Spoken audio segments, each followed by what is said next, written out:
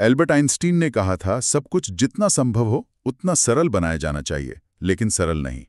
आज हम एक ऐसे ही कह सकते हैं जटिल अंतर्राष्ट्रीय मुद्दे की परतों को खोलने जा रहे हैं। नमस्कार। आज के हमारे इस गहन विश्लेषण में हम तुर्की और सर्बिया के बीच हाल में जो तनाव बढ़ा है उस पर बात करेंगे, और इसकी वजह है कोसोवो को तुर्की से मिले लड़ाकू ड्रोन्स। हमारे पास कुछ हालिया लेख हैं, कुछ विश्लेषण हैं जिनके आधार पर हम इसे समझने की कोशिश करेंगे। मकसद ये है कि इस मुद्दे की जो जटिलताएं हैं, इसका इतिहास, आज के समीकरण और इसके असर, वो सब सामने आए। और हाँ, खासतौर पर वो पहलू जो सिविल सेवा परीक्षाओं की तैयारी करने वालों के लिए महत्वपूर्ण हो सकते हैं। तो बुनियादी मुद्दा ये है, सर्बिया कह रहा है कि तुर्की ने कोसोवो को ड्रोन्स देकर पश्चिमी बाल्कन में अस्थिरता फैलाई है। चलिए इसी की गहराई में उतरते हैं। सर्बियाई राष्ट्रपति अलेक्जेंडर वुसिक ने तो बहुत तीखी प्रतिक्रिया दी है ना? के कदम की निंदा की, बल्कि काफी कड़े शब्दों का इस्तेमाल किया। उन्होंने कहा कि तुर्की संयुक्त राष्ट्र चार्टर और खास तौर पर सुरक्षा परिषद प्रस्ताव 1244 का उल्लंघन कर रहा है, क्योंकि वो प्रिस्टीना मतलब कोसोवो की राजधानी को हथियार दे रहा है। और तो और वुसिक ने ये तक कह दिया कि तुर्की वो ऑटोमन साम्राज्य को फिर से खड़ा करने का सपना देख रहा है। ये एक गंभीर आरोप है। नवो ऑटोमन साम्राज्य, हाँ, ये शब्द अपने आप में बहुत कुछ कहता है, लेकिन इस प्रतिक्रिया को समझने के लिए शायद तुर्की और सर्बिया के अपने रिश्तों को देखना जरूरी है। ये हमेशा से ही थोड़े उलझे हुए हैं। और सबसे बड़ा मतभेद तो कोसोवो पर ही है। हमें याद रखना होगा कि तुर्की उन पहले देशों में था जिसने 2008 में कोसोवो की आज़ादी को मान्यता दी थी, जबकि सर्बिया आज भी कोसोवो को अपना हिस्सा मानता है, एक विद्रोही प्रांत। तो जाहिर है इस पृष्ठभूमि पर कोसोवो को हथियार देना सर्बिया को मंजूर नहीं। और कोसोवो ने इस पर क्या कहा? क्या उन्हें सच में ये ड्रोन्स मिले हैं? हाँ, कोसोवो के प्रधानमंत्री अल्बिन कुर्ती ने खुद इसकी पुष्टि की है। उन्होंने बाकायदा घोषणा की कि कोसोवो को तुर्की से हजारों की संख्या में RTF स्काईडैगर FPV ड्रोन्स मिले हैं। RTF मतलब रेडी टू फ्लाई और FPV मतलब फर्स्ट पर्सन व्यू। ये छोटे ड्रोन होते हैं, फुर्तीले, और इन्हें अक्सर विस्फोटक ले जाने और सटीक हमले के लिए इस्तेमाल किया जा सकता है, मतलब एक तरह से कामिकाजी ड्रोन। कुर्ती ने कहा कि इनसे कोसोवो की सुरक्षा क्षमता बढ़ी है। अच्छा, तो ये FPV ड्रोन्स है, ये उन बड़े बायरेक्टार TB2 ड्रोन से अलग हैं जिनकी बात पहले होती थी। तुर्की ने इस नई डिलीवरी पर कुछ कहा है आधिकारिक तौर पर?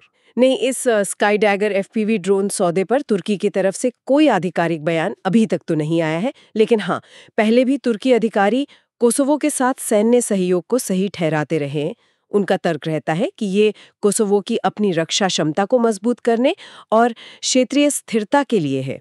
वो इसे कोसोवो की संप्रभुता के समर्थन के तौर पर देखते हैं। सर्बिया का एक मुख्य आरोप ये है कि यह अंतर्राष्ट्रीय कानून का उल्लंघन है, खासकर UNSC प्रस्ताव 1244 का। क्या इसमें कोई दम है? ये UPSC के लिहाज से भी अहम है, अंतर्राष्ट्रीय कानून की व्याख्या। हाँ, ये मामला सीधा नहीं है, यहीं पर व्याख्या का सवाल आता है। देखिए, 1998 में जब संघर्ष चल रहा था, तब संयुक्त राष्ट्र सुरक्षा परिषद ने कोसोवो को हथियार देने पर रोक लगाई थी। लेकिन 1999 में युद्ध खत्म होने के बाद आया प्रस्ताव 1244। ये कहता है कि हथियारों पर रोक अंतर्राष्ट्रीय नागरिक और सुरक्षा उपस्थिति के इस्तेमाल के लिए लागू नहीं होगी, मतलब जैसे KFOR सेनाएं।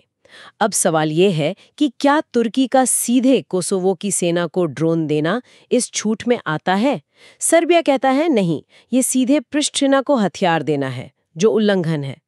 तुर्की शायद कहेगा कि ये कोसोवो की सुरक्षा जरूरतें पूरी करने के लिए है। और आपने एक और बात कही थी कि ये डिलीवरी एक खास समय पर हुई है। हाँ, ये टाइमिंग भी गौर करने लायक है।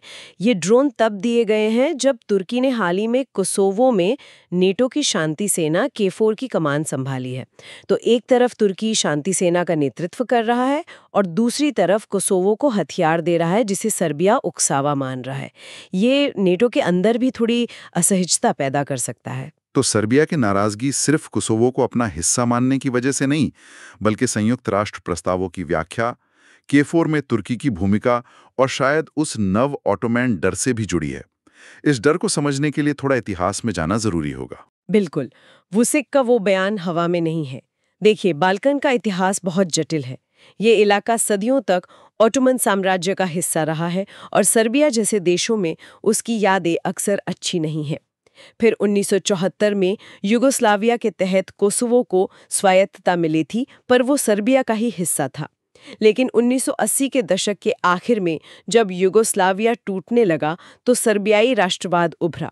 1989 में स्लोबोदान मिलोसेविच ने कोसोवो की स्वायत्तता प्रायः खत्म कर दी। इसके बाद वहां की अल्बानियाई आबादी, जो बहुमत में है, के खिलाफ भेदभाव और दमन का दौर शुरू हुआ। और इसी माहौल में कोसोवो लिबरेशन आर्मी यानी केएलए बनी। हाँ, उसी की प्रतिक्रिया में 1990 के दशक में केएलए बनी। उसने सर्बियाई शासन के खिलाफ हथियार उठा लिए, जिसे वो अपनी आज़ादी की लड़ाई कहते थे। सर्बिया ने इसे आतंकवाद कहा और सख्ती से दबाने की कोशिश की। ये संघर्ष 1998-1999 में बड़े युद्ध में बदल गया। तब सर्बियाई सेना पर जातीय सफाई, हत्याओं और लोगों को घर से भगाने के गंभीर आरोप लगे थे। लाखों लोग विस्थापित हुए, हजारों मारे गए। और तब नेटो ने दखल दिया। ये आज भी सर्बिया में एक बहुत संवेदनशील मुद्दा है। बहुत संवेदनशील। 1999 में नेटो ने तत्कालीन युगोस्लाविया यानी सर्बिया और मोंटेनेग्रो पर हवाई हमले शुरू किए, बिना संयुक्त राष्ट्र सुरक्षा परिषद की सीधी मंजूरी के। 11 हफ्तों तक बमबारी चली, बेलग्रेड समेत कई शहरों को निशाना बनाया गया, बहुत नुकसान हुआ, जानें गईं। ये सर्बिया के लिए एक राष्ट्रीय त्रासदी जैसा है। युद्ध के बाद कोसोवो यूएन प्रशासन के अधीन आया और 2008 में आज़ादी घोषित कर दी, और जैसा आपने बताया तुर्की ने फौरन मान्यता दे दी। तो तुर्की का ये कदम क्या उसकी उस नव ओटोमन नीति का हिस्सा है? ये है क्या असल में? नव ओटोमनवाद शब्द अक्सर तुर्की की मौजूदा सरकार और राष्ट्रपति एर्दोआन की विदेश नीति के लिए इस्तेमाल होता है। इसका मतलब ये नहीं कि वो सचमुच ओटोमन साम्राज्य बनाना चाहते हैं, बल्कि ये एक ऐसी नीति है जो उन इलाकों में तुर्की का प्रभाव बढ़ाने पर जोर देती है जो कभी ओटोमन साम्राज्य का हिस्सा थे, जैसे बाल्कन, मध्य पूर्व, उत्तरी अफ्रीका।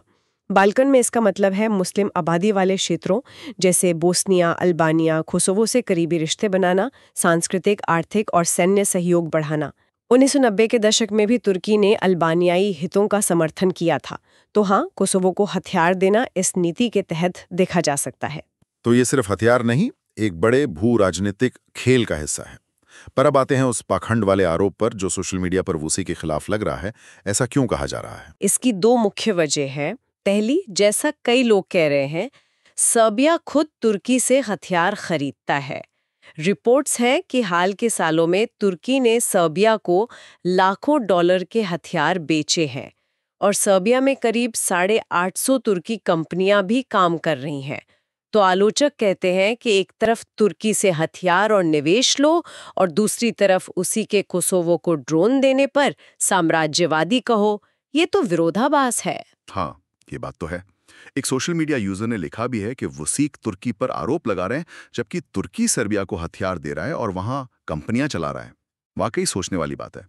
और दूसरी वजह और भी दिलचस्प है। वो ये कि सर्बिया खुद तुर्की के एक बड़े विरोधी साइप्रस को हथियार बेच रहा है। आपको याद होगा तुर्की और साइप्रस का पुराना विवाद, खासकर 1974 के बाद जब तुर्की ने उत्तरी साइप्रस पर कब्जा किया था। और यहाँ भी एक कूटनीतिक पेच है। साइप्रस कोसोवो को मान्यता नहीं देता और सर्बिया उत्तरी साइप्रस को मान्यता नहीं देता। ये उन्हें करीब लाता है। बिल्कुल, यही साझा मौकिफ सर्बिया और साइप्रस के रिश्तों का आधार है।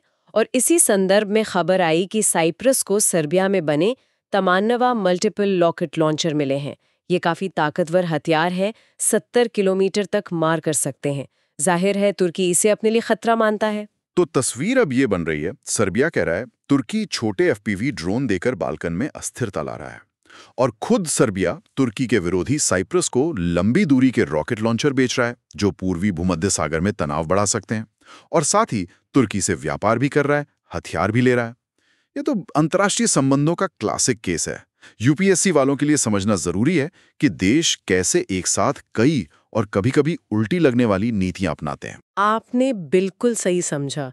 ये पूरी स्थिति दिखाती है कि पश्चिमी बाल्कन और पूर्वी भूमध्य सागर में कितनी जटिल भू राजनीतिक खींचतान चल रही है।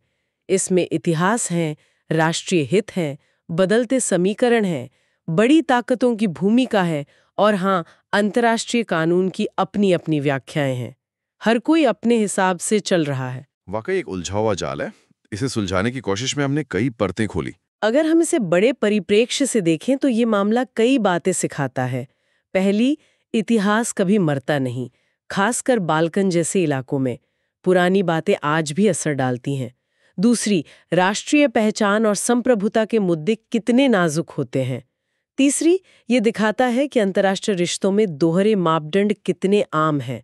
दोस्त को हथियार देना रक्षा सहयोग है, दुश्मन के दोस्त को देना अस्थिरता फैलाना। हाँ, और यूपीएससी की तैयारी करने वाले श्रोताओं के लिए इस चर्चा से कई अहम कॉन्सेप्ट्स क्लियर हुए होंगे, जैसे संप्रभुता का विवाद, कोसोवो का मामला, अंतर्राष्ट्रीय कानून जैसे यूएनएससी प्रस्ताव 1244 और उसकी व्याख्या, नाटो की भूमिका, KFOR, क्षेत्रीय भूराजनीति, पश्चिमी बाल्कन और पूर्वी भूमध्य सागर का कनेक्शन, तुर्की की नव ओटोमन नीति, शक्ति संतुलन, आर्थिक और राजनीतिक हितों का टकराव जैसा तुर्की सर्बिया संबंधों में दिखता है, और हथियारों का व्यापार कैसे तनाव को दिखाता भी है और बढ़ाता भी है।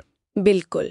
और जाते जाते एक सवाल छोड़ जाते हैं सोचने के लिए, क्या सच में छोटे सस्ते FPV ड्रोन्स की बिक्री किसी इलाके को लंबी दूरी की मिसाइल सिस्टम बेचने से ज़्यादा अस्थिर करती है, या फिर ये अस्थिरता का ठप्पा इस बात पर निर्भर करता है कि हथियार कौन किसे बेच रहा है और उसका शोर कितना मचाया जा रहा है? क्या स्थिरता की परिभाषा भी देखने वाले के नजरिए पर निर्भर करती है? यह वाकई एक गहरा सवाल है। इस विस्तृत और गहन चर्चा को सुनने के लिए आप सभी का धन्यवाद। उम्मीद है कि तुर्की सर्बिया तनाव और कोसोवो ड्रोन सौदे के इस जटिल मुद्दे को समझने में आपको मदद मिली होगी। अगर आपको ये जानकारी उपयोगी लगी और आप भविष्य में भी ऐसे ही विषयों पर स्पष्ट और गहरी जानकारी चाहते हैं, तो कृपया इस चैनल को लाइक करें और सब्सक्राइब करें। अगर आपके कोई सवाल हैं या आप किसी खास विषय पर चर्चा चाहते हैं तो नीचे कमेंट सेक्शन में हमें ज़रूर बताएं। अगली बार फिर मिलेंगे एक नए विषय के गहन विश्लेषण के साथ।